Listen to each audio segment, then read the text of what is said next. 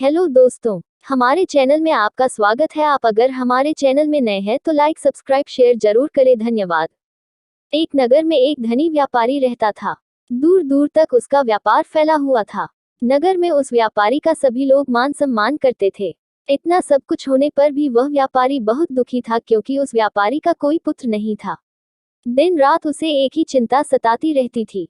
उसकी मृत्यु के बाद उसके इतने बड़े व्यापार और धन संपत्ति को कौन संभालेगा। पुत्र पाने की इच्छा से वह व्यापारी प्रति सोमवार भगवान शिव की व्रत पूजा किया करता था। सांयकाल को व्यापारी शिव मंदिर में जाकर भगवान शिव के सामने घी का दीपक जलाया करता था। उस व्यापारी की भक्ति देखकर एक दिन पार्वती ने भगवान शिव से कहा, हे प्राणनाथ, यह व्यापारी आपका सच्चा भक्त है।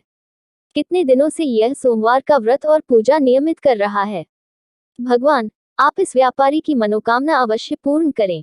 भगवान शिव ने मुस्कुराते हुए कहा, हे पार्वती, इस संसार में सबको उसके कर्म के अनुसार फल की प्राप्ति होती है। प्राणी जैसा कर्म करते हैं, उन्हें वैसा ही फल प्राप्त होता है। इसके बावजूद पार्वती जी नहीं मानी। उन्होंने आग्रह करते हुए कहा, नहीं प्राणनाथ, आपको इस व्यापारी की इच्छा पूरी करनी ही पड़ेगी। यह आपका अनन्य भक्त है। प्रति सोमवार आपका विधिवत व्रत रखता है और पूजा अर्चना के बाद आपको भोग लगाकर एक समय भोजन ग्रहण करता है। आपको इसे पुत्र प्राप्ति का वरदान देना ही होगा। पार्वती का इतना आग्रह देखकर भगवान शिव ने कहा, तुम्हारे आग्रह पर मैं इस व्यापारी को पुत्र प्राप्ति का वरदान देता हूँ, लेकिन इसका पुत्र 16 वर्ष से अधिक जीवित नहीं रहेगा।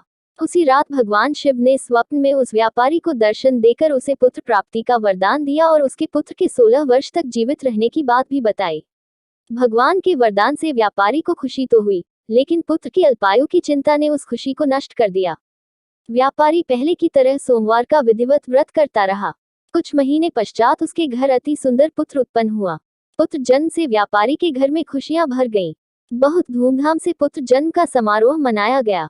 व्यापारी को पुत्र जन्म की अधिक खुशी नहीं हुई, क्योंकि उसे पुत्र की अल्पायु के रहस्य का पता था। यह रहस्य घर में किसी को नहीं मालूम था। जब पुत्र 12 वर्ष का हुआ तो शिक्षा के लिए उसे वाराणसी भेजने का निश्चय हुआ।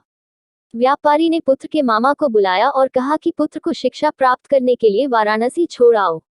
लड़का अपने मामा के साथ शिक्षा प्राप्त करने के लिए चल दिया। रास्ते में जहां भी मामा और भांजा रात्रि विश्राम के लिए ठहरते, वहीं यज्ञ करते और ब्राह्मणों को भोजन कराते थे। लंबी यात्रा के बाद मामा और भांजा एक नगर में पहुंचे। उस नगर के राजा की कन्या के विवाह की खुशी में पूरे नगर को सजाया गया था। निश्चित समय पर बारात आ गई, लेकिन वर का पिता अपने बेटे के एक आंख से काने होने के कारण बहुत चिंतित था।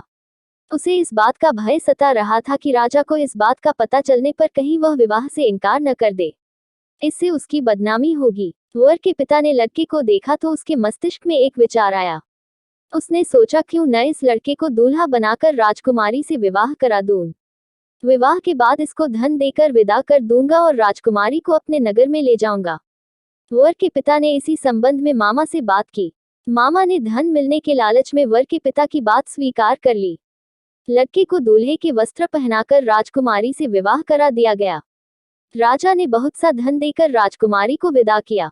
लड़का जब लौट रहा था तो सच नहीं छिपा सका और उसने राजकुमारी की ओढ़नी पर लिख दिया, राजकुमारी, तुम्हारा विवाह तो मेरे साथ हुआ था, मैं तो वाराणसी में शिक्षा प्राप्त करने जा रहा हूँ।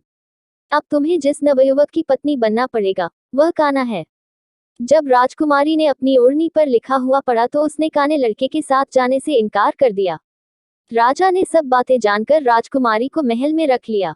उधर लड़का अपने मामा के साथ वाराणसी पहुंच गया। गुरुकुल में पढ़ना शुरू कर दिया। जब उसकी आयु 16 वर्ष पूरी हुई तो उसने एक यज्ञ किया। यज्ञ की समाप्ति पर ब्राह्मणों को भोजन कराया और खूब अन्न वस्त्र दान किए। रात को अपने शयन कक्ष में सो गया। शिव के वरदान के अनुसार शयनावस्था में ही उसके प्राण पखेरु उड़ गए। सूर्योदय पर मामा भांजे को मृत देखकर रोने पीटने लगा। आसपास के लोग भी एकत्र होकर दुख प्रकट करने लगे। मामा के रोने विलाप करने के स्वर समीप से गुजरते हुए भगवान शिव और माता पार्वती ने भी सुने। पार्वती जी ने भगवान से कहा, प्राणनाथ, मुझसे इसके रोने के स्वर सहन नहीं हो रहे, आप इस व्यक्ति के कष्ट अवश्य दूर करें। भगवान शिव ने पार्वती जी के साथ अदृश्य रूप में समीप जाकर देखा तो पार्वती जी से बोले, पार्वती, यह तो उसी व्यापारी का पुत्र है। मैंने इसे 16 वर्ष की आयु का वरदान दिया था। इसकी आयु तो पूरी हो गई। पार्वती जी ने फिर भगवान शिव से निवेदन किया, हे प्राणनाथ, आप इस लड़के को जीवित करें, नहीं तो इसके माता पिता पुत्र की मृत्यु के कारण रो रो कर अपने प्राणों का त्याग कर देंगे। इस लड़के का पिता तो आपका परम भक्त है, वर्षों से सोमवार का व्रत करते हुए आपको भोग लगा रहा है। पार्वती के आग्रह करने पर भगवान शिव ने उस लड़के को जीवित होने का वरदान दिया और कुछ ही पल में वह जीवित होकर उठ बैठा। शिक्षा समाप्त करके लड़का मामा के साथ अपने नगर की ओर चल दिया।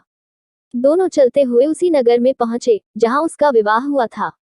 उस नगर में भी यज्ञ का आयोजन किया।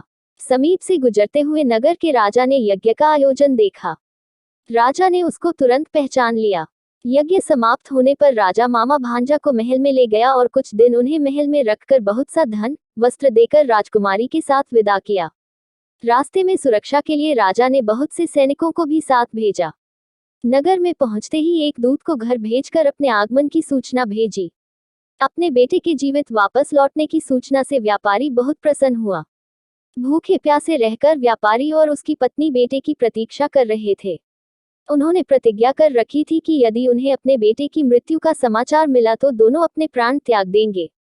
व्यापारी अपनी पत्नी और मित्रों के साथ नगर के द्वार पर पहुंचा। अपने बेटे के विवाह का समाचार सुनकर पुत्रवधू राजकुमारी को देखकर उसकी खुशी का ठिकाना न रहा।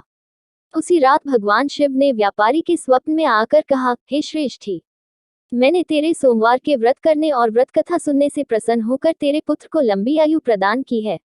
व्यापारी बहुत प्रसन्न हुआ। सोमवार का व्रत करने से व्यापारी के घर में खुशियां लौट आईं।